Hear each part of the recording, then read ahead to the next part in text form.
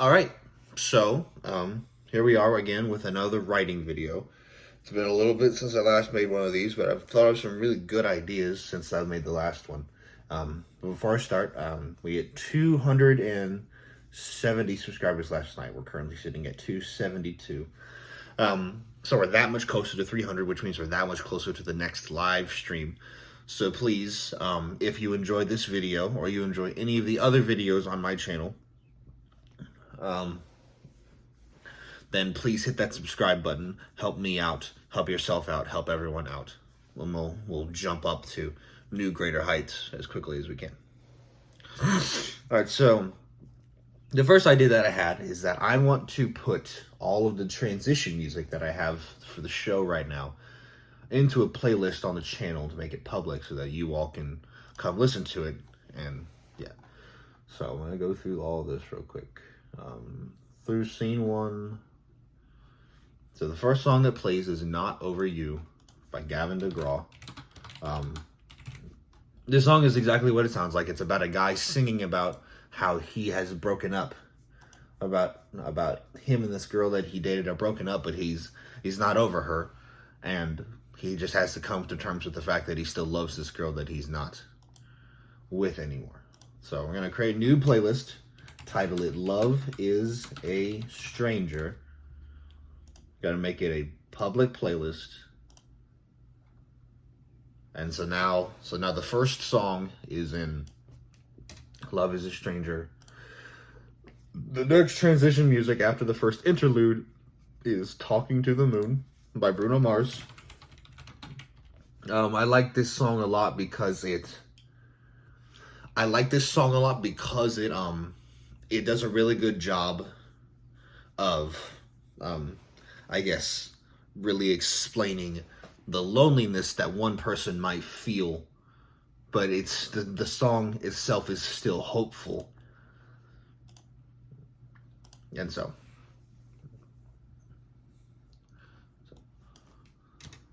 like it's a song where like Bruno is obviously lonely in singing the song, but he's hopeful but the lyrics make it seem like he's hopeful because he's talking about, I know you're somewhere out there, somewhere far away, and saying I want you back, that kind of thing. So after scene two, we get our next song. The next song is Baby Come Back by Player.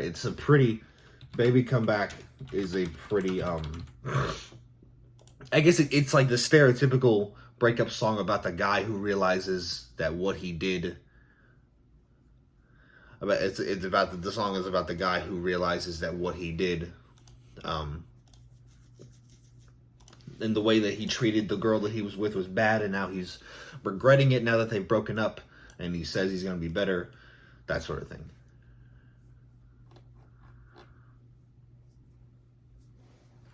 Next song is Nothing Compares to You by Sinead O'Connor. I like this song because it's that once again it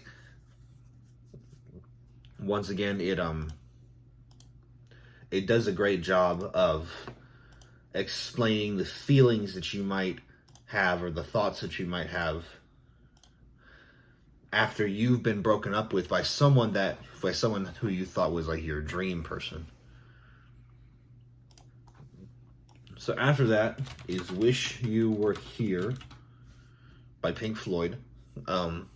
Wish You Were Here, it plays right before the interlude where the son talks about the car wreck that kills his parents. And so the song, in the context of the play, is meant to signify how the son misses his parents. But with the themes that are found in the rest of the play, you could also link it back to him wishing that he still had a girlfriend, that he didn't get broken up with, that maybe he hadn't broken up with his second girlfriend, that kind of thing.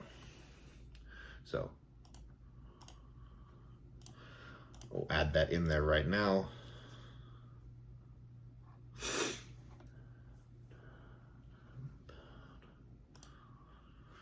And so between interlude 3 and scene 4, I'm trying to think of another See if there was another one that I was thinking of. And so, scene 4, so interlude 3 into scene 4 goes from the son talking about his parents' death and explaining it, or his parents' death, and him explaining it to the audience so that they're in the know. And then it goes into scene 4 where the son is talking to his friends while the son is talking to his friends about him being stood up on this date. And so scene 4 goes, yeah, so I get there and then I get us a table and then she never shows up. And then when I checked my phone to text her and asked if she was alright, I saw she had blocked me and I just don't understand what the fuck is going on. What's going on is that you've obviously got shitty luck with women. Well, that's what I was going to say. Have you ever considered that maybe you're so desperate for love that you're just letting these women walk all over you? I thought about that, but they have to actually let me buy them dinner and gifts in order for it to be called that. When the girl doesn't even show up for the date, that's something different entirely. But on the bright side, I guess that I can add stood up on a date to the bingo card. This is such bullshit, and I just don't know why it keeps happening to me. I think your problem is that you're so desperate to get a girlfriend that you're purposely ignoring what are obvious red flags, and then you're still acting surprised when this kind of shit happens to you. I know you don't. I know what I'm about to say won't be so easy to hear, but you just gotta take a step back and slow down from all this online dating nonsense, and then you gotta just focus on yourself. And then, once you've done all that, I'm sure that the perfect girl for you will probably just fall into your lap. I bet that she'll be the one to ask you out, and then I'm sure that you'll both live happily ever after together. Well, you're right about one thing. It was difficult to hear you say all that. The biggest problem is that I already know all of that. I know that I should take time to make myself better in all the ways that I can think of. I know that I should go to the gym and get in better shape. I know that I should eat healthier. I know that I should spend more time trying to refine my skills as an actor and a writer and a director. But it's hard for me to focus on doing those things because I don't feel like I have any time. I'm so busy with school thanks to it being my senior year and that I can't go to the gym because of circumstance, and the same problem lies with everything else. And then finally, I'm worried that even if I do all of those things and I become a ripped specimen with a genius level intellect, what if it's still the case that nobody wants me? What do I do then? If that happens, should I just kill myself? Honestly, if I'm still single by the time that I'm 30, then that just might be what happens. Even if I'm rich and famous and known throughout the world, what's the point if I don't have the love of my life standing there next to me the whole way? So that is scene 4. The transition says, set is cleared away in the chair, and spotlight are put back on stage in the same spot, while music gives that sense of longing. While music that gives a sense of longing plays. And then it goes into interlude 4, which is where the son begins to talk about his second girlfriend for the first time. I could work on scene 5. I think I know what I want to do for scene 5, but I want to think about the music between 3 and 4, and then the music between 4 and 4. So, let's see.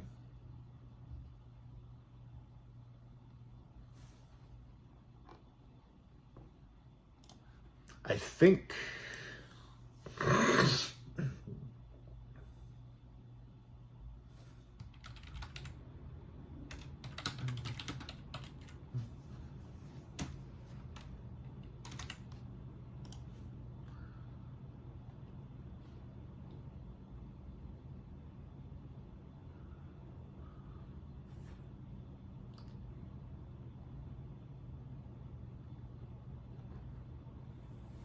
I would probably say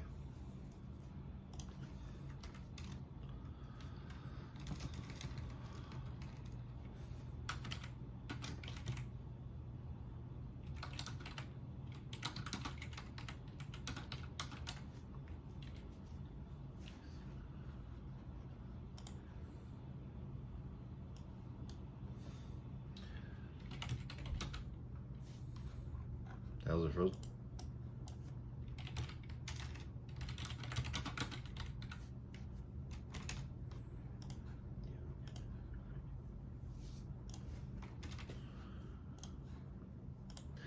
So what I'm thinking, okay, there it is.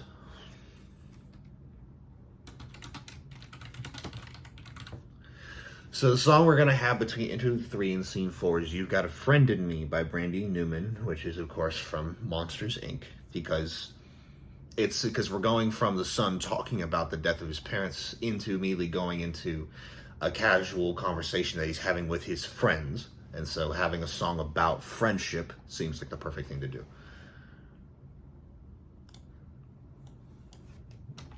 And I just realized what I want for the music between Scene 4 and Interlude 4.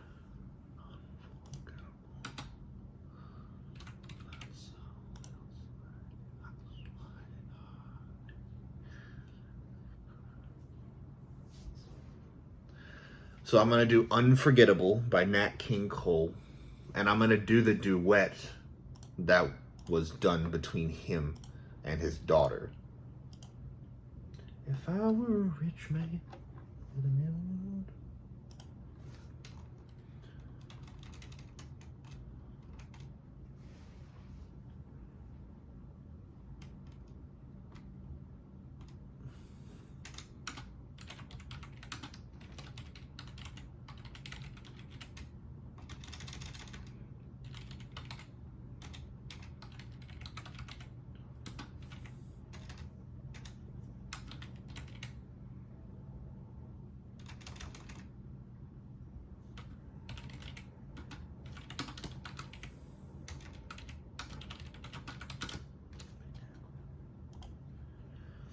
I think it's funny. He was Nat King Cole, and he named his daughter Natalie Cole, which that's kind of funny.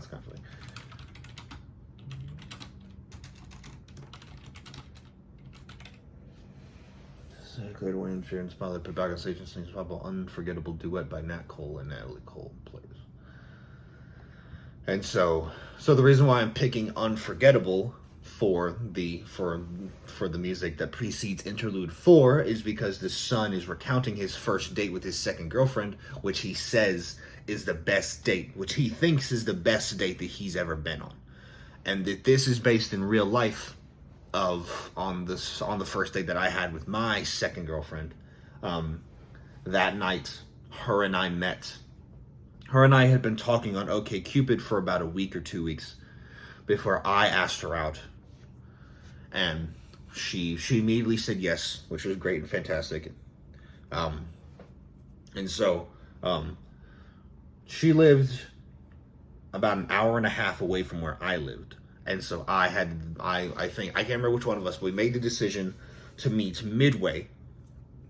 And we met in a nice small town, ate at a small local diner, and we just had a great and perfect time. And even after we ate dinner, we just walked around this calm, peaceful, quiet town for like another 2 hours. And the best part about it is that it happened on my birthday. Our first date was my birthday, was the night of my birthday. And it was just, I could never have imagined it would be so perfect and wonderful, and something that, even though our relationship didn't work out, it's something that I still look back on with such absolutely fond memories. It was absolutely the best date I've ever been on. Nothing else comes close. And so Interlude 4 is based on that real life experience. And so that's why I'm picking Unforgettable as the transition music into the interlude, because the night really was unforgettable for me and for the main character. So, just like that. All right. So yes, I have put, let me go find it real quick.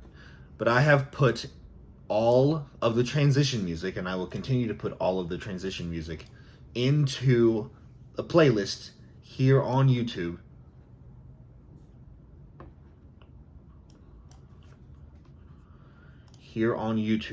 And it is a public playlist here on the channel that you all can come listen to and it'll like put you in the mood for the show.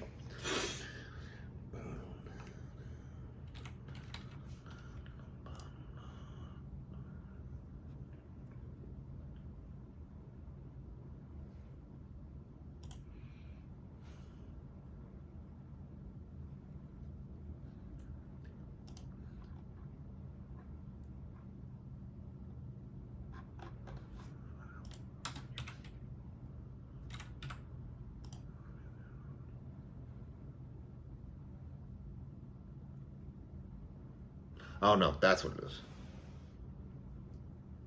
Or it's not. Maybe it's not. Hold on, I've confused myself. So I thought it was gonna be "You've Got a Friend in Me" by Randy Newman, but what I was actually thinking of was "If I Didn't Have You" from Monsters Inc., which is by Billy Crystal and John Goodman.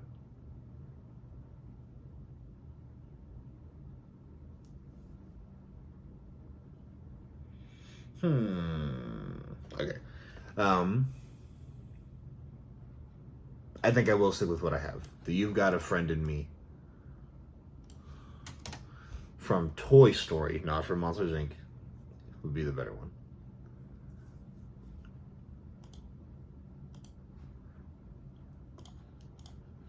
Alright, so now we'll head back to the channel. And of course, I want all of the tracks to be in order. So they play from the beginning to what the show is up, the point that the show is at currently. Okay, so save, files saved, everything's fine. The playlist is saved and made. The playlist is public, so you all will be able to go listen to it and see all the songs in order. So that is going to do it for this video. If you all enjoyed this video, then please remember to leave a like, comment, and subscribe to my channel to see more content just like this in the future. Right now we are at 272 subscribers, which puts us 28 subscribers away from 300. So please, if you enjoyed this video, then leave a like, comment, and subscribe to the channel to see more content just like this and help us hit that 300 mark very quickly. Once again, thank you all for watching. Until next time, bye.